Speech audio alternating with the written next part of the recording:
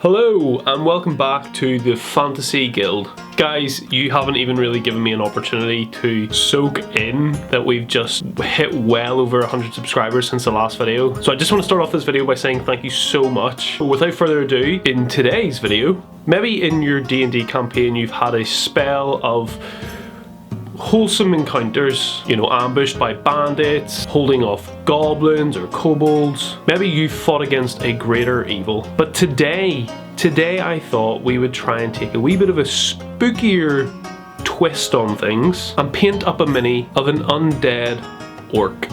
Maybe your party or your campaign has been just faced with a little bit too standard fantasy-esque creatures. So this is a great opportunity to kind of spice things up, maybe do a little bit of a scary twist on the narrative, or make it a full-blown horror. Today's mini we have got from Epic Encounters Hall of the Orc King. Now I've done a video in the past about a custom Irish bases that you can check out on my channel, and I've kind of kit bashed one of their miniatures, but one of the minis that I did love in their kit was this mini here. But as a whole, this is a great kit, and I plan to do an unboxing and a review later on in the future. So anyway, an undead orc.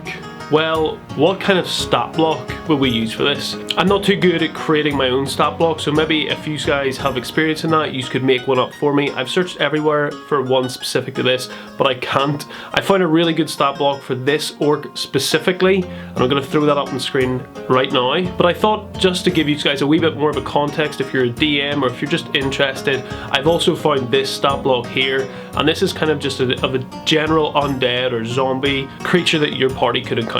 Depending on the challenge rating or the difficulty that you want this encounter to be, you can kind of pick and choose between the different abilities or stats that make the most sense to what you want in your story. Without further ado, let's slap some paint on that model and create ourselves an undead orc.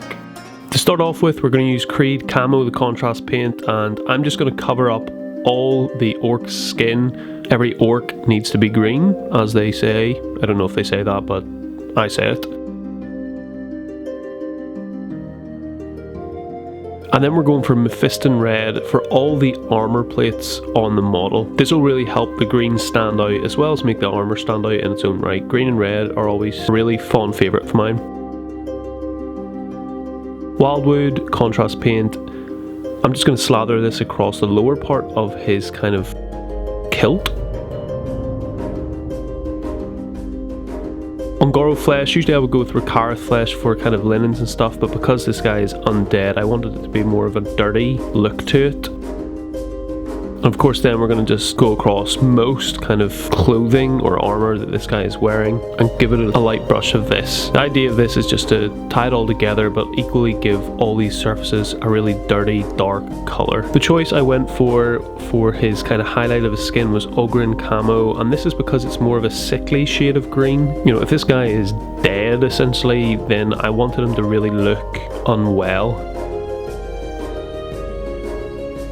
Moving on to his Shanty Bone. As you can see, there's a lot of bone protruding from his shoulders and his arms and stuff. And then Evil Sun Scarlet. This will just be used to give all the red armor a highlight, just to kind of bring it up that one notch.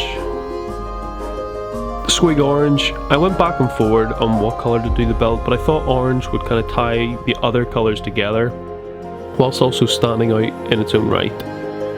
Now we move on to Rakarath flesh, and this is for the fur that kind of tops his kilt.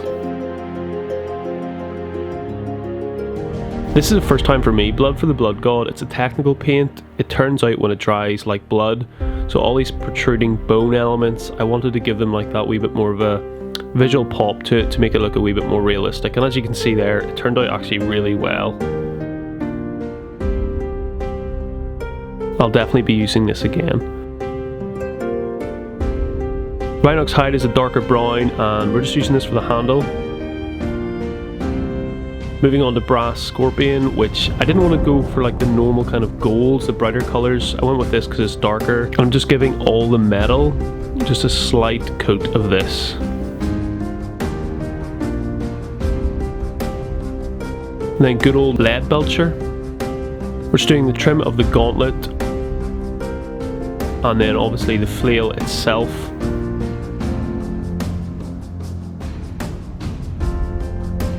and then any chains are going to be silver as well. A 1/over of Nuln Oil. This just helps give any metals a kind of greasier look to it, as well as a bit of a dirty, muddy kind of vibe. Finally, Flash gets yellow for the eyes, my favourite part, and then we are finished.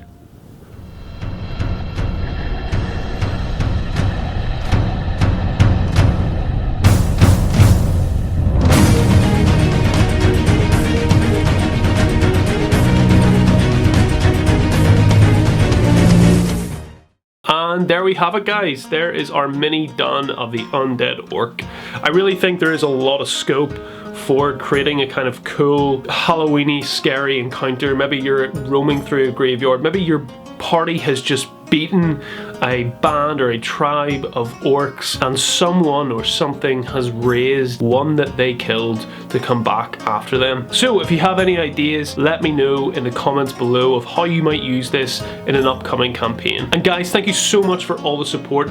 On the whatever you comment will be added into my fantasy world. I have just been blown away by the success straight off the bat of it. I love the collaborative and community input that we are building this world together, and have no fear, the next episode will be coming out in the next day or two as soon as I get some time to edit it up. So guys, thank you so much for watching. This has been the Fantasy Guild, and until next time, peace.